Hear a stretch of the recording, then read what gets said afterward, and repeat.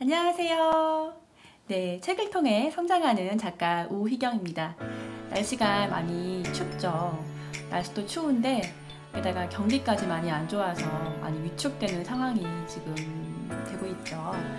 날씨도 춥고 그리고 경기도 안 좋아서 앞으로 10년 후 우리나라는 어떤 경제가 될까에 대한 좀 궁금증이 생겨서 오늘은 좀 어렵지만 이런 책을 준비해봤습니다. 2030년 10년 후 한국 경제의 미래라는 책입니다.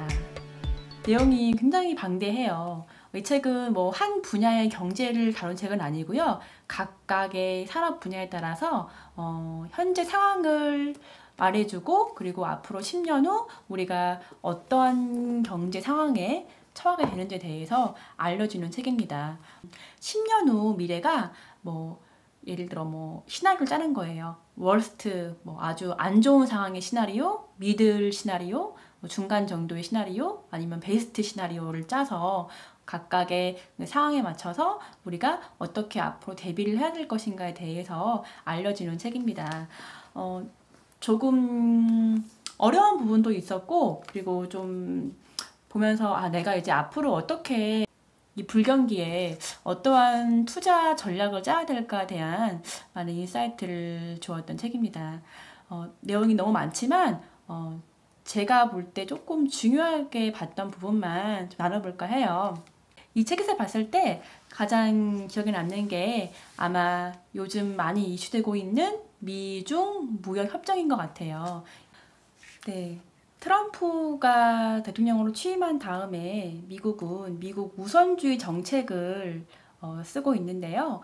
우선주의 정책이라는 거는 무역이나 세금, 뭐 이민, 외교에 관한 모든 결정은 미국 노동자와 가족의 이익을 우선한다는 정책입니다.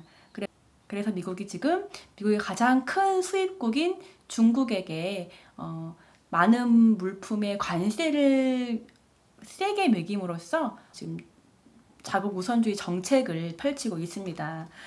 그러니까 지금 이 전쟁이 우리나라에도 굉장한 큰 영향을 미치고 있습니다.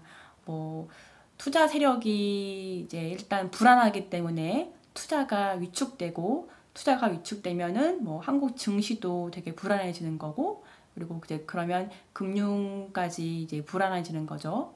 미국 무역 전쟁을 계속해서 끌고 갔을 경우에 수출로 먹고 사는 이제 중국은 미국보다는 이제 아세안 쪽으로 돌리겠죠. 그러면 우리나라도 이제 아세안 쪽에 많이 수출을 해야 되는데 중국이 아세안 쪽에 수출을 늘려버리면 우리나라에도 큰 영향을 미칠 겁니다.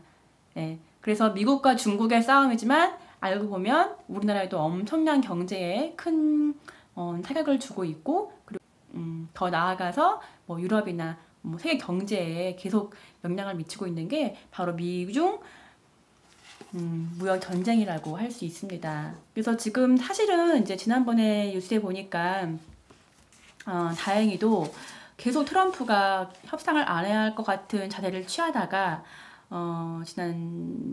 어제 뉴스에 나왔죠. 제러드 큐슈너 트럼프 대통령의 사위가 미국 무역 협상에 개입을 하겠다. 그래서 한 이번 달 15일 정도에 협상이 좋은 쪽으로 갈 것 같다라는 기대가 되는 뉴스가 나왔습니다. 네, 잘 됐으면 좋겠습니다. 그래서 빨리 우리나라 경제도 좀 활성화가 되고 증시가 조금 안정화되었으면 하는 바람입니다. 근데 하지만 잘 안 될 수도 있잖아요. 그래서 이 책은 만약에 미중 무역이 잘 안 됐을 경우에 우리나라는 어떻게 해야 되는가, 그거를 대비를 해야 한다고 하고 있습니다. 그래서 앞으로 새롭게 성장하는 시장과 신기술에 투자를 해야 한다고 합니다. 앞으로 10년간 세계의 경제를 좌우할 신기술인 AI, 인공지능, 자율주행차, 사물 인터넷, 로봇, 시스템 반도체, 3D 프린팅, 바이오 헬스, 빅데이터, 블록체인 등 4차 산업에 관련된 것들을 개발하고 또 뭐 대기업이나 중소기업이나 벤처기업이나 스타트업이 함께 이런 사업들을 육성을 해야 한다고 이 책은 말하고 있습니다. 투자 전략에 대해서도 얘기를 해주고 있는데요. 투자는 경제 성장률과 굉장한 밀접한 관계를 갖고 있습니다. 요즘같이 불황기에 어떻게 투자를 해야 될 것인가에 대한 좀 정보를 주고 있어요. 불황에도 오르는 주식이 있다. 그거는 반도체와 디스플레이어 같은 한국의 주력 수출 상품이라고 해요. 그러니까 이런 것을 조금 고려하면 좋을 것 같네요. 그리고 마찬가지 부동산 같은 경우에는 불황이지만 투자 가치가 뛰어난 지역은 불황도 이겨낼 수 있다고 합니다. 예를 들어 좋은 학군이나 생활, 편의시설, 교통시설이 있는 아파트가 뭐 불황에도 투자하기 좋은 아파트라고 하고 있고요. 그리고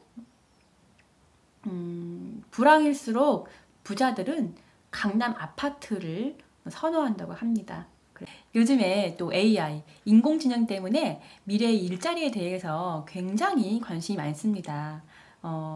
이 책 또한 앞으로 인공지능이 더 많이 발달되면은 사람의 일자리까지 위협받게 된다고 하고 있습니다. 뭐 예를 들어서 지금도 은행의 자동화 시스템 때문에 많은 은행의 지점들이 문을 닫았고요. 그리고 항공사 같은 경우에는 키오스크가 도입된 다음부터 신입사원을 많이 뽑지 않는다고 합니다. 그럼 앞으로 이 인공지능이 우리의 일자리, 사람의 일자리를 많이 위협할 건데 어떻게 해야 될까에 대한 그런 대안으로서 이 책은 사람 냄새나는 일을 하라고 합니다. 교사인 경우에는 단순한 지식을 주는 것보다는 학생들의 인성교육이나 아니면 상담을 같이 할 수 있는 일로 바뀌어야 된다고 하고요. 그리고 공무원 같은 경우에도 단순 업무보다는 사람과 소통할 수 있는 일 중심으로 업무가 바뀌어야 한다고 하고 있습니다. 인공지능. 저도 사실은 관심이 많고 앞으로 미래에 어떤 일을 해야 될까에 대한 생각을 했을 때 우리가 많이 고민을 해야 되는 부분인 것 같습니다. 그리고 또한 포노사피엔스. 포노사피엔스라는 책을 읽어보신 분들은 아실 거예요. 우리 현대 사람들은 이제 핸드폰으로 많이 업무를 보고 있습니다. 그 앞으로 이러한 현상은 더 증가될 것으로 보이고 우리가 핸드폰으로 소비자한테 어떤 서비스라든가 물건을 판매할 수 있는 그런 뭐 사업이라든가 그런 경제 전략을 짜야 한다고 책을 말하고 있습니다. 마지막으로 이 내용은 뭐 김난도 교수님의 트렌드 코리아도 많이 나오는 부분인데요. 필환경 시대가 온다. 미세먼지나 기후 변화가 되고 있는 현 상황에서 우리는 또 이러한 것들을 관심을 가져야 한다고 합니다. 실제로 반려견을 위한 미세먼지 마스크가 새로 개발이 되었고요. 또 중국에서는 친환경 소재로 한 화장품이 개발되어서 아주 잘 팔린다고 합니다. 이런 부분들 우리가 잘 인지를 해야지 뭐 앞으로 어떤 사업체를 내거나 어떤 뭐 경제에 대해 어떤 우리가 생산을 해낼 때 큰 도움이 될 것 같습니다. 10년 후 한국 경제의 미래. 저는 경제 전문가가 아니기 때문에 이 책에 대해서 완벽하게 여러분들에게 알려드릴 수는 없지만 앞으로 다가올 우리나라 경제가 어떠한 방향으로 가고 있는지 그리고 우리는 그 상황에 대해서 어떠한 대비 전략을 짜고 대처를 해야 되는지에 대해서 많은 인사이트를 주는 책이었습니다. 경제 문제를 고민하시는 분들이나 앞으로 투자라든가 이런 거에 대해서 전략을 짜기 위해 책은 한 번쯤은 읽어보면 좋을 것 같아요. 정말 많은 도움이 되었고요. 책은 조금 어려울 수 있습니다. 그래도 차근차근 읽다 보면은 정말 많은 경제에 대한 지식, 우리나라 사람 전반적인 부분에 대한 어떤 이해를 할 수 있는 책입니다. 오늘 이만 할게요. 감사합니다. 다음에 또 올게요. 안녕.